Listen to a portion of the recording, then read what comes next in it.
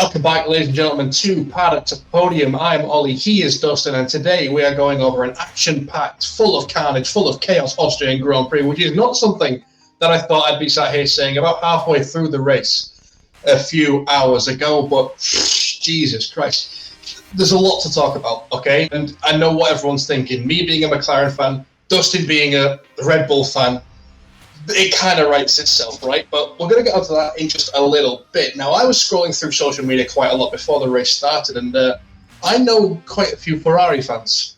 Now, one in particular was saying that they were preparing for heartbreak before the race had even started.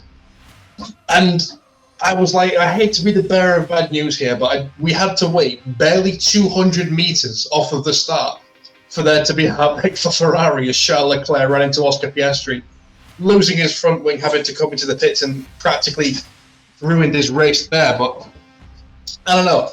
It hasn't been going well for Ferrari at the moment, has it? And since the whole Hamilton to Ferrari saga was announced and they ended up ditching Carlos Sainz, it actually looks like he's been outperforming Charles Leclerc recently. I don't know what you make of this, but for me, it looks like Sainz has been the better driver so far. One of the big things is it's Sainz is, even last year, I felt like he outperformed Leclerc to a degree. So ultimately, it's a risk that Ferrari's taking, right? It's Ferrari. Let's be realistic here. As Formula One fans, we're not strangers to the fact that Ferrari makes some very questionable decisions. But, when you have a chance to bring in a 7-time world champion, you take it. You know what I mean? And even if Carlos is the better of the two, Leclerc is obviously the future for them. He is very good. But, every driver has a down year, I would say. And it goes, it's a roller coaster, right?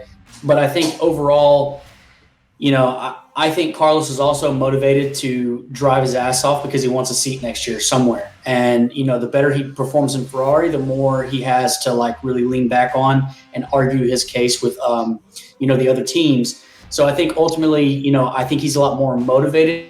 It's also not the end of the season, and it's a marathon, not a sprint. So we'll see how they finish. They're neck and neck, but going over the race with McLaren and Red Bull, yeah, like you said it, I love it. I don't love the fact that there was contact between the two, but it's racing. You know what I mean? And I know they would argue that there's certain stipulations into it. There was maybe some questionable drives here and there, but I mean, realistically, as a fan, it's auto racing, man. We got to be realistic here. You got to do some racing, and there's going to come down to some nitty gritty fights in there, and they're not going to be pretty, and stuff like this is going to happen. But overall, I would say I'm extremely impressed with McLaren's ability to really close the gap to Red Bull this year. It's quite impressive, and I think that this is a really good indicator that come 2026 that we're going to have a lot of really good lots for the rules, because Red Bull, it's hard. Mercedes stayed on top for a very long time. Red Bull was there before they were. Red Bull's back there now, but this year Verstappen's probably going to win his 4th, but next year, I'll be honest with you, it's, we'll see what happens, man. And then, in 2026, I feel like it's going to be fair game, because with Newey leaving Red Bull and McLaren really picking it up here at the end, McLaren has emerged as honestly the second best team in Formula One right now. It's not even close. They have speed, they have the driver lineup, the Austrian Norris, that's lethal. So we'll see how it really goes, but I love the race. I thought the action was good. Obviously, I hate that, it kind of ended poorly, but I thought it was really good quality racing, in my opinion. They wouldn't agree with us. They would argue that it was piss poor, but I thought it was pretty entertaining. Yeah, I was going to say, regarding the whole Carlos Sainz thing, he's got a few contract offers on the table already. He's got an offer from, I believe, Williams, an offer from Sauber, which will become Audi, which I think is still the most likely option for him, given his dad's ties to Audi in the world of rallying. But you're saying this as well, it's good, even from a Red Bull fan such as yourself, it must be good to see so many more teams now, when you've got McLaren especially, then Ferrari and Mercedes creeping into it now, having these teams that are, I wouldn't say out-developing Red Bull, well, I kind of would, because there's no way they got as far back as they were to now, where they're almost as quick, if not marginally quicker, in the case of McLaren than Red Bull. And you don't get to that point if you haven't outdeveloped the team. So I don't know. It's odd because Red Bull, we've been under the illusion for this entire time that they've been outperforming everybody because they have. They've been outworking everybody, but now you can see that the pressure is slightly getting to them a little bit, because I saw some things today from Max and from the Red Bull team as a whole that we're not normally seeing. I'm talking, Max being a little jittery while he's defending against Lando and Norris. I'm talking the Red Bull pit crew doing a 6.5 second stop when he's fighting against Lando Norris. Well, he built up a gap, but as you say, that's why you build up those gaps, because when your pit crew does inevitably fuck up, and no one's perfect, but they're going to fuck up at some point.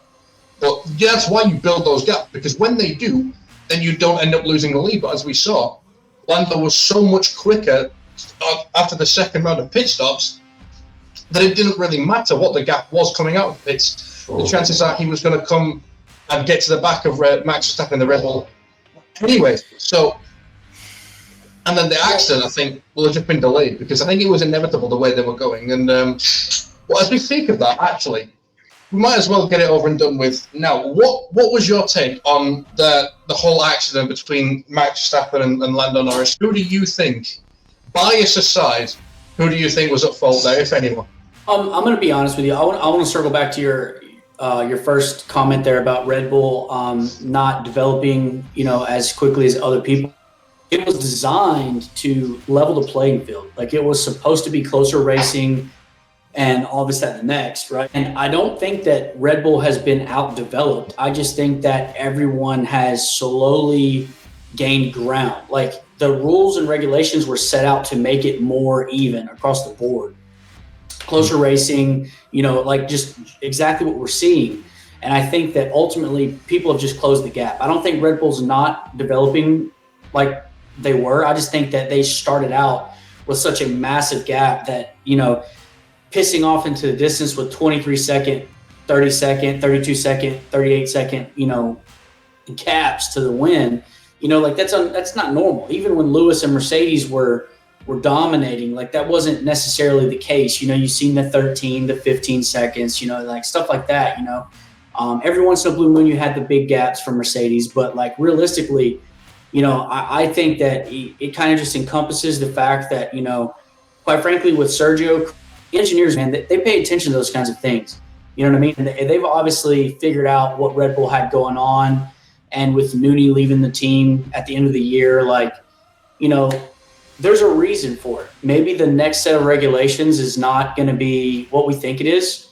Hell, who knows, man? Maybe Audi comes in and Audi's the top team. Like, I genuinely believe that the racing is going to be a lot closer. But to answer your question about Lando and Max, man, it's auto racing. Like, let's be realistic. I don't think either one of them was at fault. I think that Lando seen an opportunity to win a race, and I think Max seen an opportunity that he had to defend strongly because he got screwed in the pits.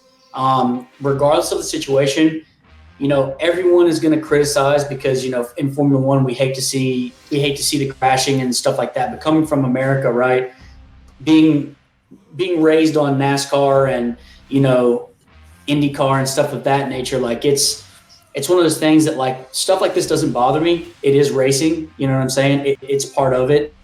As these cars get more and more even, and you're just going to get used to it. Your drivers are going to cry about, wins, losses, gaps, and it's like Lando, right? Every time he gets close to a win, he's like, if I'd have had one more lap or two more laps every single time, and anytime Max doesn't win, Max is like, oh, it was this, and the next. Look, let's be realistic. Max is an aggressive driver. Lando's very talented.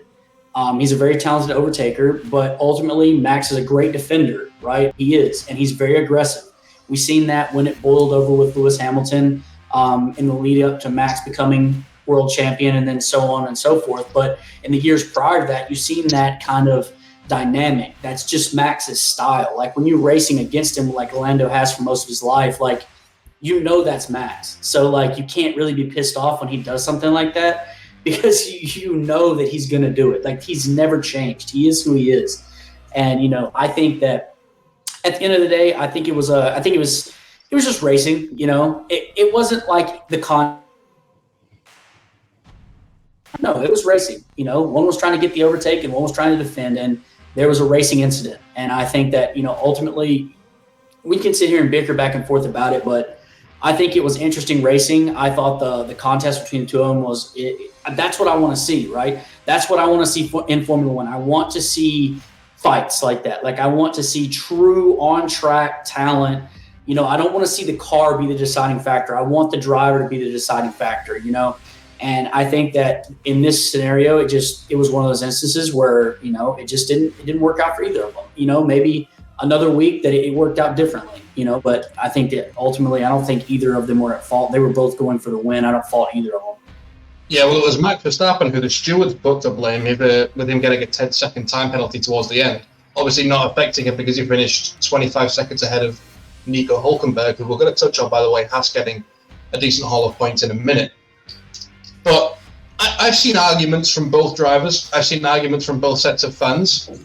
And a part of me thinks racing incident, but another part of me thinks it was kind of Max's fault, but I don't think it should have been a 10-second, maybe a 5-second penalty for Max, because he does clearly swerve over to the left. Okay, it's a defensive move, but you might be under the impression, or Max might have been under the impression, that Lando was committing to the inside line, but he doesn't actually, and then he goes back to the outside, and then Max swerves over to the left, thinking Lando's got the inside line covered, so he's not expecting anyone to be there on his left, so he just comes over. Lando's not actually on the inside, he's on the outside, and they come together. But I agree with a lot of what both of them said. Lando did absolutely nothing wrong, but let's make that clear. Lando did nothing wrong whatsoever, so any Max fans I've seen trying to blame Lando for this is stupid. They can say, oh, well, they can say as much as they want. They can say, oh, well, he dive bombed a few laps ago. Yeah, that's fucking racing. Like Ayrton Senna said, if you don't go for a gap that's there, you're no longer a racing driver. You cannot present a gap that big to a racing driver this talented and not expect him to go for the move. But I also agree very much with what Max said. And Max said in the media pen after the race, he was saying that, look, these old ex-drivers, these pundits, they can say, yeah, I moved under braking. I'll let them say that. But nobody knows what happened as good as I do because I was the one in the car. They can say what the fuck they want. They can come up with whatever theories they want. They can say, right, well, he did this and he did that. But they don't know because they weren't in the car. I was. And nobody knows what happens in the car as well as the driver does. And look, there's been a lot regarding, because Lando and Max were very, very good friends. And then they were asked on this as well. And Lando kept on saying, look, if he just sits there and says, look, I did nothing wrong, I'm not going to apologise, then I'm going to lose a severe amount of respect for him. But Max is still adamant that he didn't move under braking and that it was a defensive move. So, I don't know. But I like that. I'm sick. Gone are the days, hopefully, where all the drivers are buddy-buddy and, you know, like, too respectful, almost. Because think back to 2021. That was a 1 in a million season. Why? Because the two championship protagonists fucking hated each other. They couldn't stand each other. They wanted to beat the other man at all costs. And that's something we haven't seen since then, since Max and Lewis. And there's because if there's a genuine, I wouldn't say a genuine dislike, but a dislike that's strong enough to lead to a genuine hunger to beat the other man, as much as, or even more than there would be if you were still the best of friends, for example. Like, that type of racing, to me, brings out the best in everything. It leads to obviously better racing, leads to better overall Grand Prix, leads to, and it's more profitable as a business to the sport because it brings in more viewers. 2021, we had the highest viewership averages since the whole popularity surge began with Netflix and Drive to Survive. So when you've got two drivers like that who don't hate each other, but they were friends, but this is a very similar situation to Lewis Hamilton and Nico Rosberg because they used to be best friends as well. And it's a very similar story with what happened with Lewis because Max Verstappen, right, has had realistically no challengers since Lewis Hamilton. He's had no one challenging him. Even when it looked like Charles Leclerc could have won the championship in 2022, he's had no challenges. There's been nobody who's looked like a realistic threat until now. And it's because Max has realised, oh shit, I'm actually under some pressure for once. Now he's reacting a bit more aggressively. And we've all known for years that Max is a driver who never yields. He would sooner, if he realises he's slow and he's about to get past, he will sooner run you off the road than give you the position.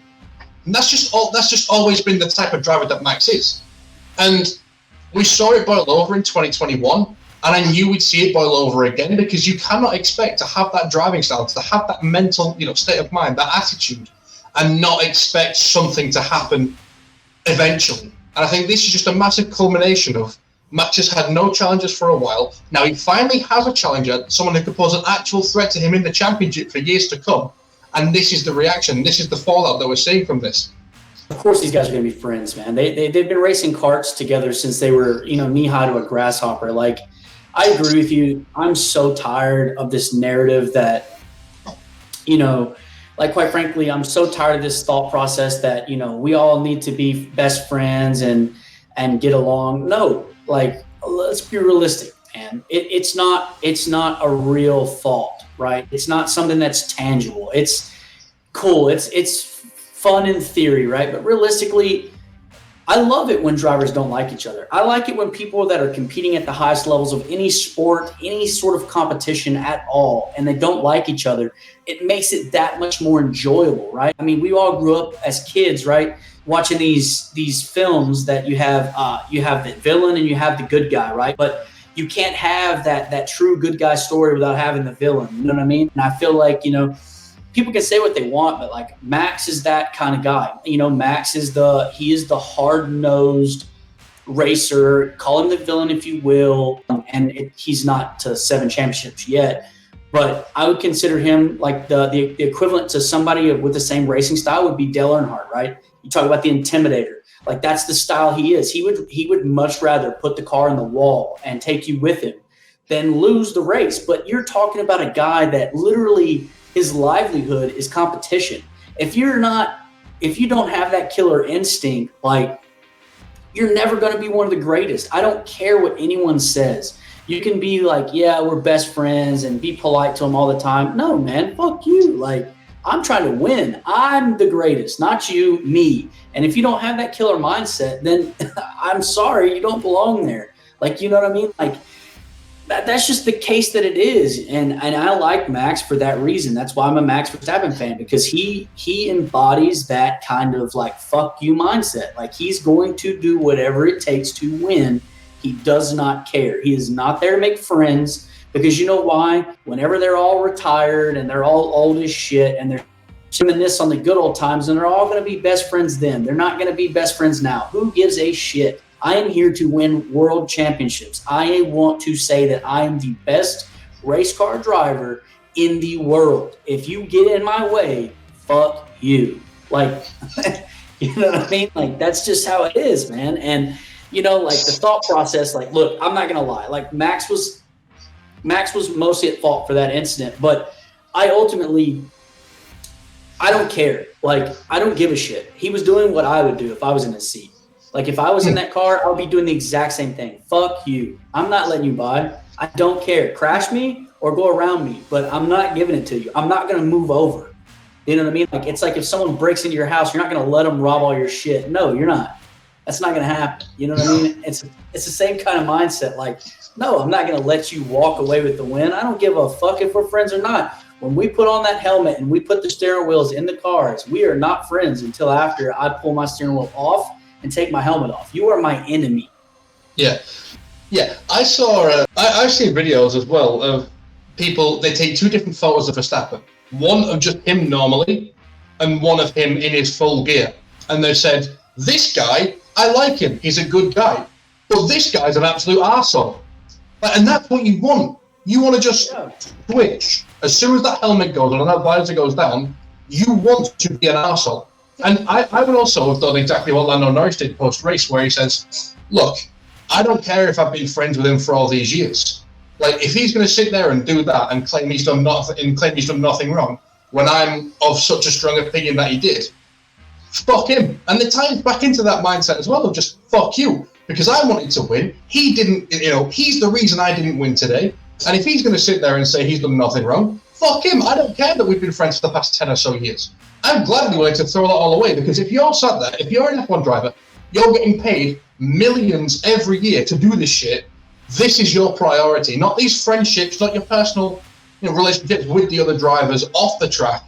This is your main focus. This is what you want to do above anything at all costs. And if it means sacrificing a friendship or mutual respect, you always respect each other because you know how hard it is to get there and what these guys go through. But you will gladly sacrifice the friendship that you have with another driver if it means beating him. And yeah, absolutely. Yeah, from the crash itself to the man who took advantage of that and ended up winning the race, George Russell. Now, I've seen people call him lucky. I don't think he was lucky. I mean, there was an aspect of luck to it, because obviously he wouldn't have won if Lando and Max crashed.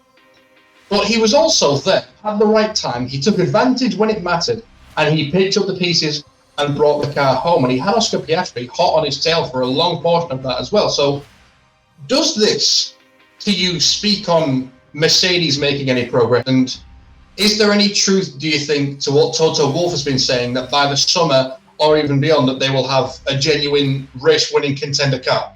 Fuck no. Toto Wolff is... Look, man, you're talking about a billionaire that has stake in the company. Of course he's going to say they're going to make improvements. He's been saying it for 2 years, and they haven't made shit. So, let's be realistic. They're a top 4 team. They are, now that McLaren is up there. But no, Mercedes is not, the best they can do is pray that Ferrari's strategy keeps fucking them. And then they'll be the 3rd team in the standings. But look, they're not going to beat Red Bull.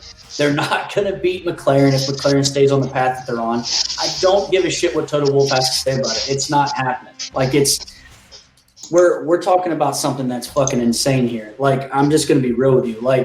Quite frankly, no, Toto Wolff is smoking some crack or something. But with respect, he's a competitor too. Toto Wolff's I like to compare Toto Wolff and Christian Horner to they're apex predators, right? They are. They're apex predators in the wild, and they cannot stand the thought of the other one succeeding, and they will do anything and say anything to get back to being the apex, to being the top, the alpha. That's what they want, and with all due respect, Toto, I'm sure that, in the new set of regulations, Mercedes they're not going anywhere. They're still a good team. They are. They're still a very good racing team. But are they world champion material? No. And you know how I know that? The fact that George Russell has outdriven Lewis Hamilton in almost every race this year. That's absurd to me. So that either means one of two things. Either Lewis Hamilton is losing his touch and Ferrari made a bad decision with bringing him in, or Mercedes is just choosing to head in a different direction with everything as a whole. And, it's going to take time. You know what I mean? Let's be realistic. George Russell, I've said it since day one when he was with Williams. He's a good race driver. He loves to hit literally anything that's painted blue with a bull on the side of it. That's his favorite pastime. That's why they signed him. Yeah, I'm convinced that's why they signed him, is to take out Max. Yeah, they got Bottas to do that in Hungary, where they took out, what was it saying, that we went from killing 2 birds with 1 stone, and then Hungary 2021, we had killing 2 bulls with 1 McLaren. So that once Bottas had done that, there was right, you can go to Alfa Romeo, we're going to bring out the master Red Bull killer. Yeah, it's one of those things that, look, Mercedes they're not going anywhere. They're a legendary team in the sport. They're not going to fade away into the distance and be a Williams or anything like that. They're still a major player in the sport. So don't think for a second that they're not going to be good. But I think overall, are they going to put a winning car together outside of getting some sort of race luck go their way with this set of regulations? No, I don't think so. And it's because you just look at the talent that they have there. And I'm not trying to be, for all you Lewis fans out there and all you George fans out there, I'm not trying to be negative, right? Lewis is a 7-time world champion. But in all fairness, for most of those years, he had the best car and a teammate that was One teammate that put the vice grips on his neck, 1-1, and they were like, all right, publicly we're going to say you're retiring, but realistically, you got to get the fuck out of here. Like, you can't come back. Like, this is not good for business. And, Lewis is one of those PR guys, you know what I mean? Like, he is great. You can't take away what he's done in his career, but for most of his career, most of it, he's had the superior car to everyone around him. And now that he's being put in a situation where he's having to race equal equipment, I mean, he's getting out drove by George Russell. Like, that's embarrassing in my opinion. I'm not trying to discredit George, right? But I don't think George is on the same level as Max. I don't think George is on the same level as Lando. You know what I mean? Like, I just don't. I don't even think George is realistically on the same level as Oscar. I think Oscar is a better driver than George Russell. But I think he's in the same, he's up there at the top. He is one of the best drivers in Formula One, but he's not in that category. Like, those guys are elite, and there's no ifs, ands, or buts. That guy has so much bad luck, dude, that, like, his driving ability is up there. It's there. But he cannot get – he's the most unlucky Formula One driver I've ever seen in my entire life. But, yeah, no, I don't put any stock in that. Toto is going to say that shit every week because, that's what he gets paid to do. You're not going to admit failure. You have to keep morale up. So you're obviously going to say shit like that. But, no, I don't think ultimately Toto's telling anything truthful there. Like, I don't see it. Yeah, well, as a sort of counterpoint, it's hard not to get excited and hard not to come up with all these things in your head after you just won a race. Like, but again, as a sort of counterpoint to what I've just said, they didn't have a race-winning car. They had a podium car, but they didn't have a race-winning car. And that was proven by the fact that Max and Lando, while they were still fighting and not murdering each other, they had pulled a gap of 15 seconds to George Russell as they were battling. And that would have lost them some time regardless. So I think that just speaks for how clear Red Bull and McLaren are. They're the two quickest cars on the grid by a country mile at the moment. Yeah. And I think that speaks a lot as to how... And for those of you who didn't catch the live stream that myself and Joe did earlier, I'm going to get him or whoever's editing to put the clip right here. And if you didn't catch that, that was basically me just saying that if I'm Lando Norris, because we were discussing how he was going to get some track limit penalties, he was on a black and white flag, and then he got the fourth warning, which got him the penalty when he locks up and goes wide and has to give the place back to Verstappen. So that, I think, was his fourth warning. And I was basically saying that, look, if Lando does get the penalty, just say, drive alongside Max, say, "Oh, Max, how are we doing? There's the wall. See you later." He gets another 10-second penalty for doing that. He then gets the 15 seconds, he stays ahead of George, and he still wins. I mean, that's what I'd do. And that would seriously have ruffled some fucking feathers in the Red Bull side of things. And with Max, like, holy shit, if you think it was bad enough as it is, that would have been horrific. And me and Joe were talking about that as well. This is where I think we should incorporate some of NASCAR into F1, because I was saying to him, imagine if we had Kyle Busch in F1. The amount of shit he would cause. Exactly. And I think back to the whole Ricky Stenhouse thing at the All-Star race. Like, he's a driver, Kyle Busch, who is very similar, I believe, to Max Verstappen in that if he thinks you've done something wrong, you're in the wall, and he's the one who fucking did it. Yeah, I mean, realistically, I'm not going to advocate for that type of driving style necessarily, due to the fact that you're talking about, like, let's be realistic here. Formula One cars, you're moving absolutely at jet speeds. Putting someone in the wall at those speeds, you're talking about serious health concerns. And I don't want to see any Formula One driver get injured. Ultimately, but like the instant that we seen today, cutting, the racing instant in a corner, cut down top, turn him around, sure, something like that, but in the wall, I won't advocate for it. But yeah, if you put Kyle Busch in a Formula One car, holy shit, dude, go ahead and just, whatever his annual salary is, just go ahead and fine it to him on the first day of the season, because by the end of the season, his tab will be paid. Oh my God. They're going to have to increase the amount of penalty points you can get before getting a race ban for that motherfucker. Based off, he's going to get it after, 2 races. Like, currently it's set at 12 before you get a race ban. That's going to have to go to at least 30 if he ever joins. Yeah, it's one of those things that, like, it's two different racing styles. It's two different types of cars. They're designed to do different things. They operate at different speeds, you know.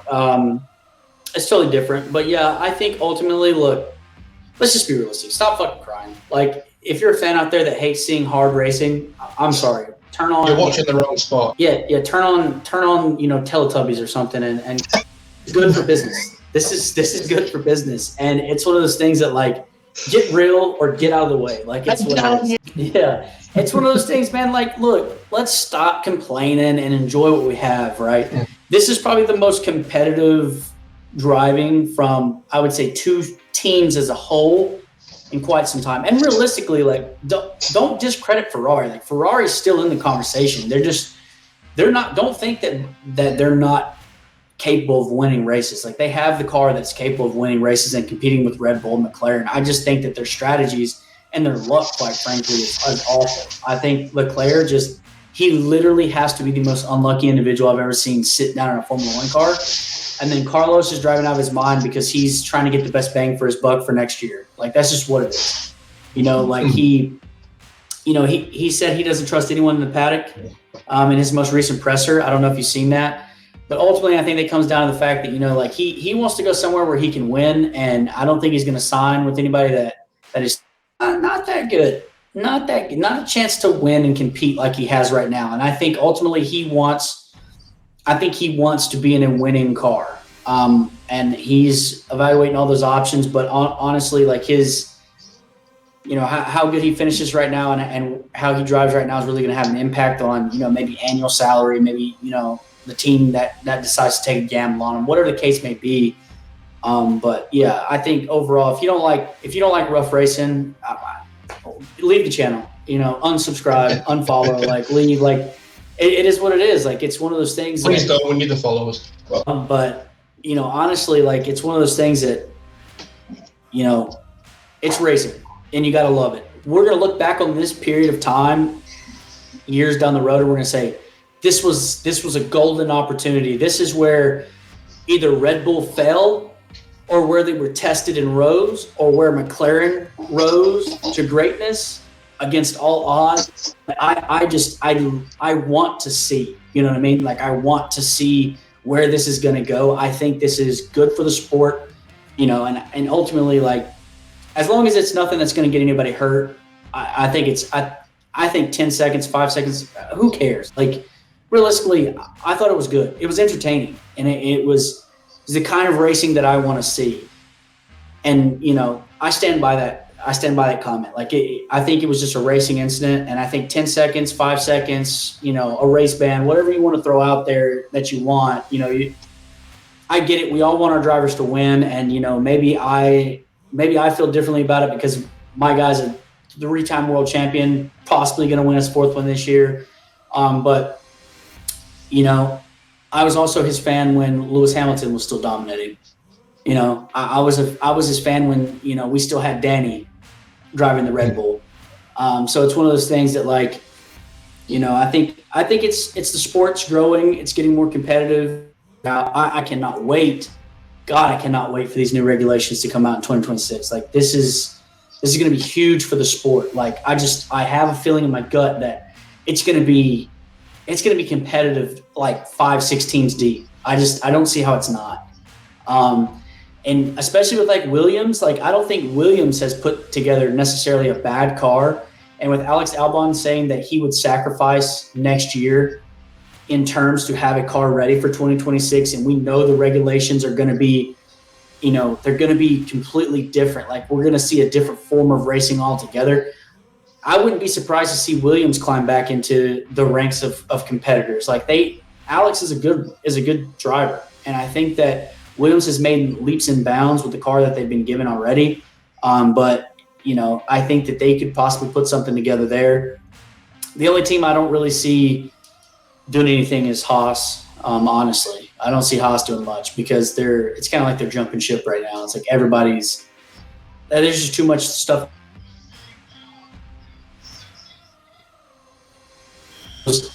and stuff of that nature. But God, man, dude, it's such a good year. God, this year is just so full of stories and so much unknown. Like Lewis Hamilton, dude, going to Ferrari, Esteban Ocon not getting re-signed at Alpine. Like they're talking about, we got freaking McLaren as a top 2 team. Max Verstappen is, got some challengers. Like, dude, there's so many storylines coming out of this season. Like, if you're not fully invested in this season, like, I don't know what is happening. You're not a Formula One fan. Like, this is a great year. Like, I don't know about you, but I'm freaking stoked across the board. Dude, there's so many talking points. We can go on for hours and hours and hours about this, but God, man, it's such a good year for Formula One, and I'm excited to see how this ends, man. Hopefully it's like a freaking 4th of July fireworks show. It just, everywhere. But yeah, I think it definitely will be. And you actually allow us to segue on to the next topic I had planned quite well, because you mentioned Haas, and they went under the radar a little bit, but had an absolutely astonishing finish, finishing P6 with Nico Hulkenberg. Nico Hulkenberg, P6. Whew. That gives him and Sauber a lot of confidence, because he's going there for next season. And then Kevin Magnussen in 8th, racking up a total of 12 points, which has just matched in one race their entire points total for 2023.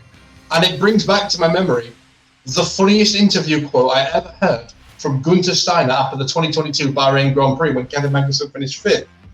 And he said, well, Magnussen's just scored 10 points. And look, last year, for 10 points, I'd have fucked the entire paddock. Yeah. Hey, man. It's one of those things that, like, it was opportunity. I mean, we're forgetting here. Pierre Gasly is a race winner. He's a Grand Prix winner, and no, he didn't. And for those of you that didn't see it, he did not win it in a true Red Bull when he was driving that Red Bull. No. So it's one of those things that, like, sometimes, man, there's a Cinderella story. You know what I mean? And it's good to see it, but I was honestly surprised because he left when Renault. There's so much switching went on in the last couple of years. He last drove for Renault before he came back to Haas, and I was surprised when he faded out during that gap in between his driving. I was surprised that no one signed him, because I always thought he was really talented. I really did. I thought he was a really talented driver, but this is his last year with Haas. He's jumping ship as well, like you just said, and the question remains is. I haven't seen if Magnussen's coming back yet or not. I don't think that's been confirmed. I don't think it's likely, no. Because we're practically expecting Ollie Behrman to get confirmed this week before Silverstone. And my understanding is that it's going to be Esteban Ocon filling that second seat at Haas for next year. I don't think Magnussen's sticking around. Say that again? Esteban Ocon at Haas? Yeah.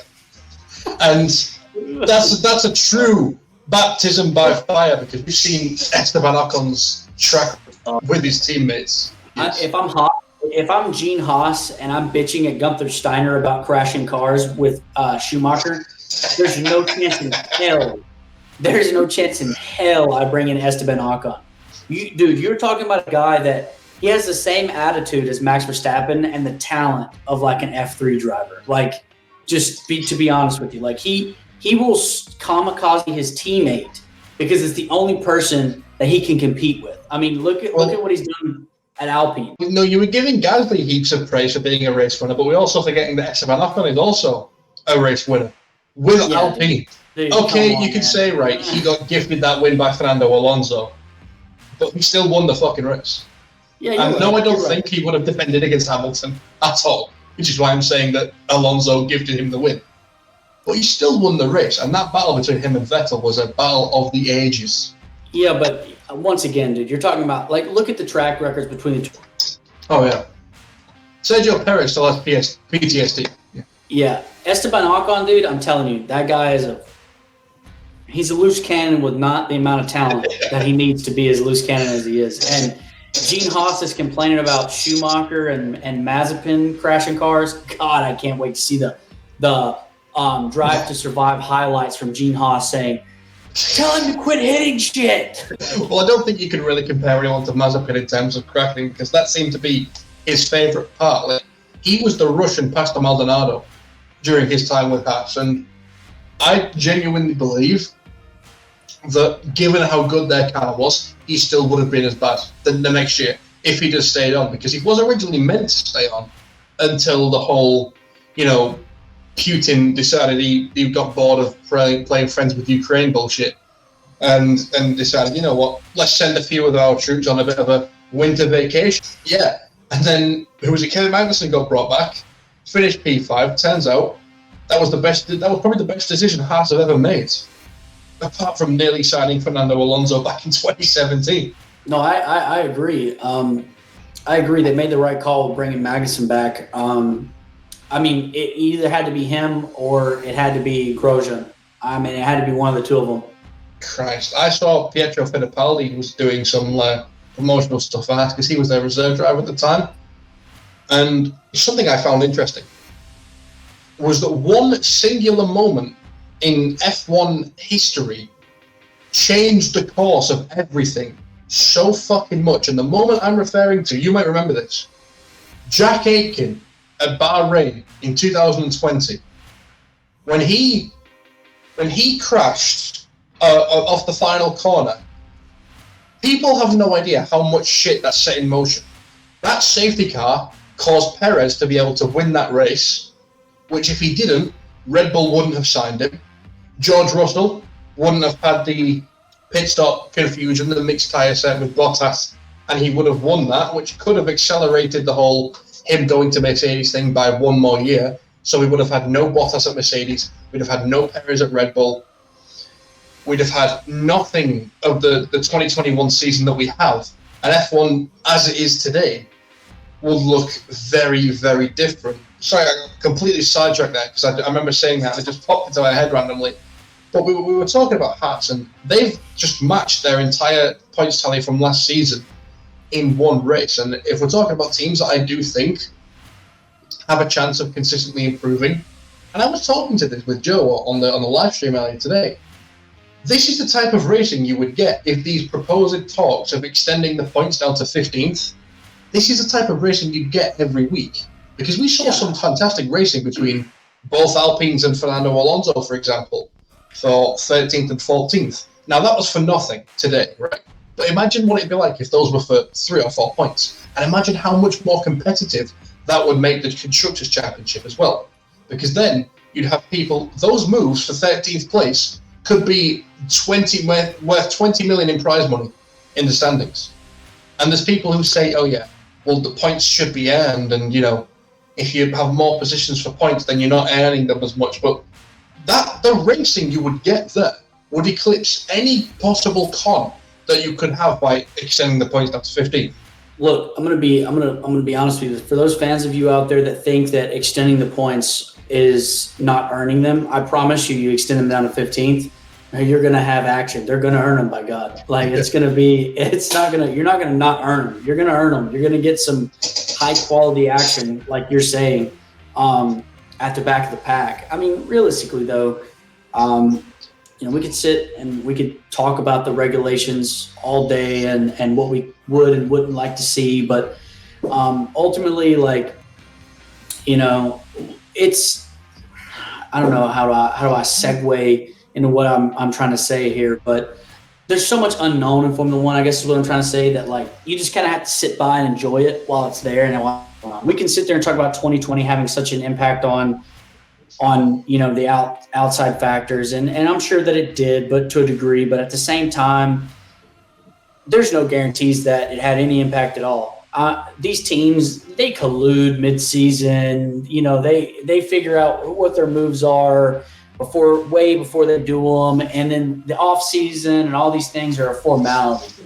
They have their plans figured out way in advance, and ultimately, we'll see how the rest of the season goes.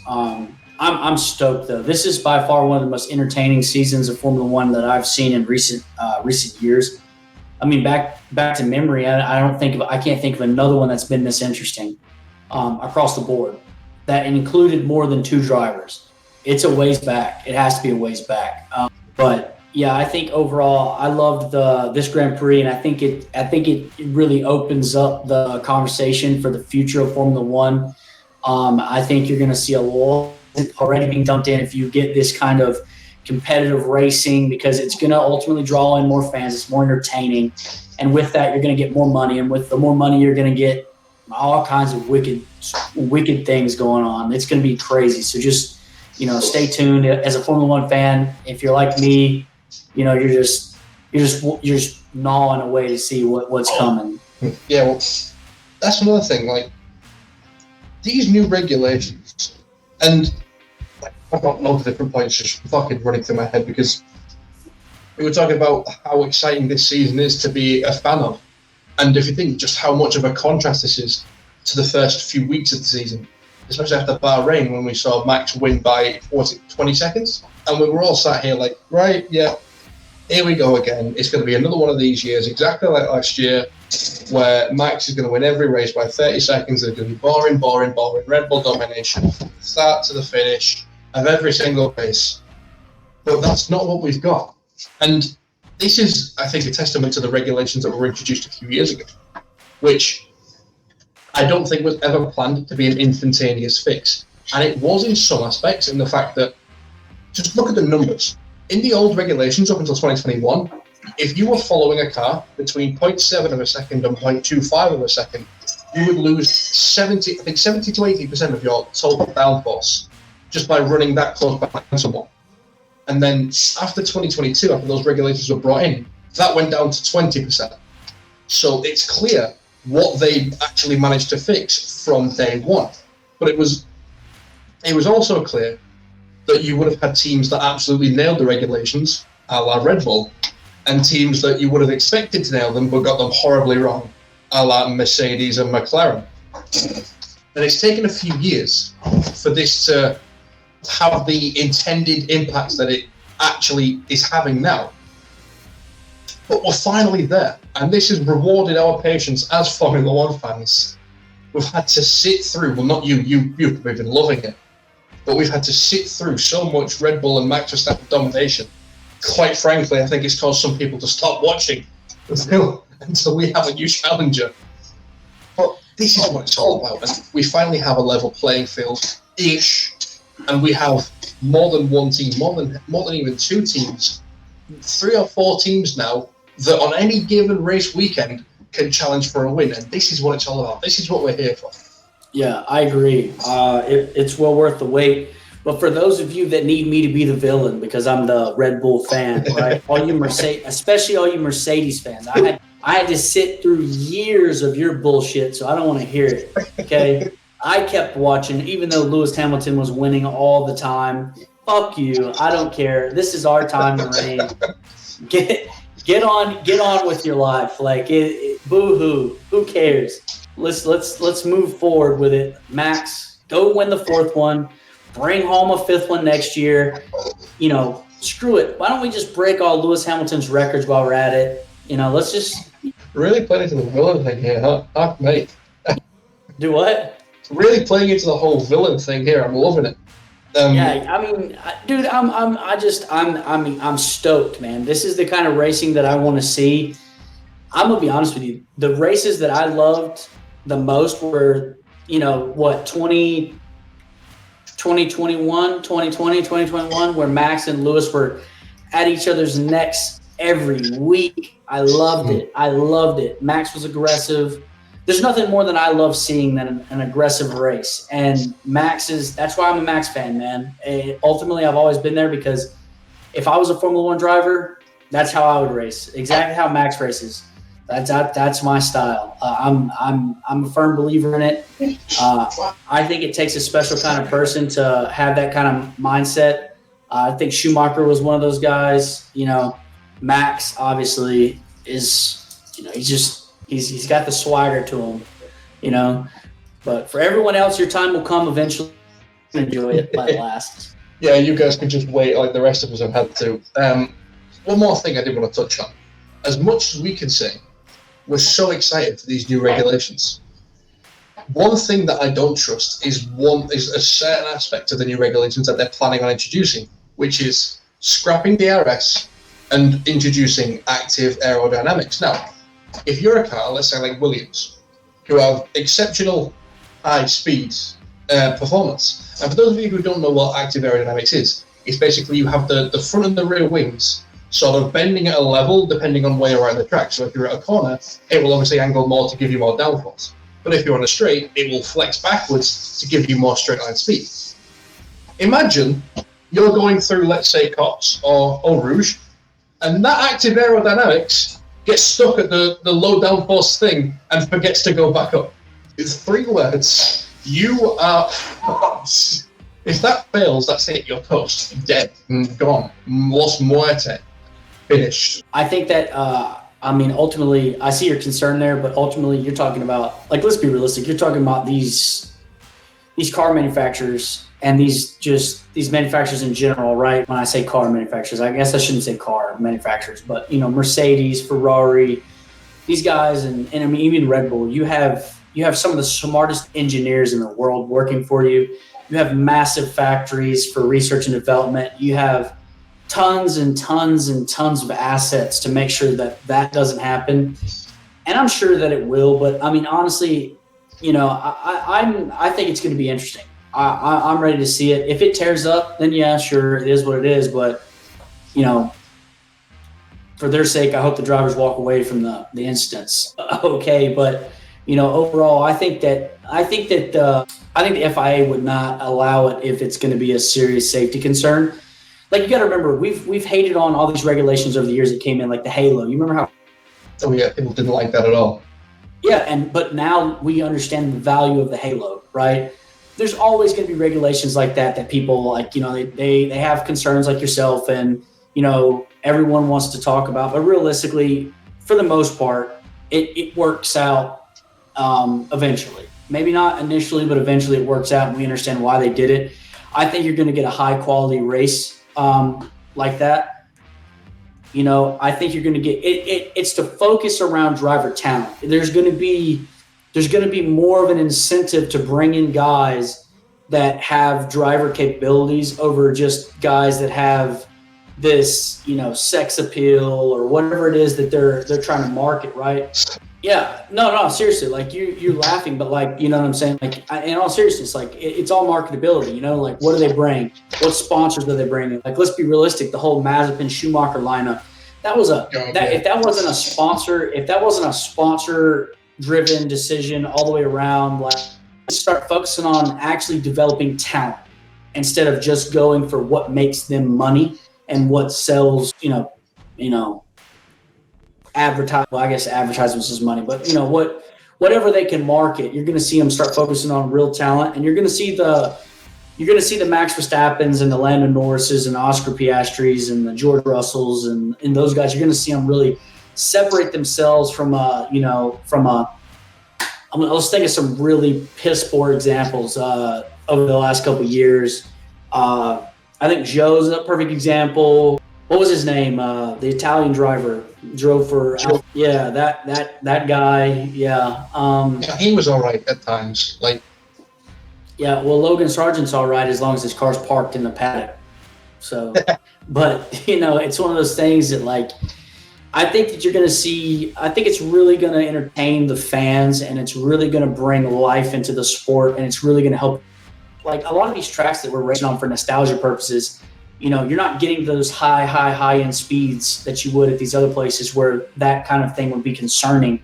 There's a few circuits on the calendar that you should be concerned about, but overall, I think it's going to be good for the sport. Kind of like these regulations, though, I suspect it'll take a few years before they really deeply, take effect and take root. But overall, I think it'll be really good.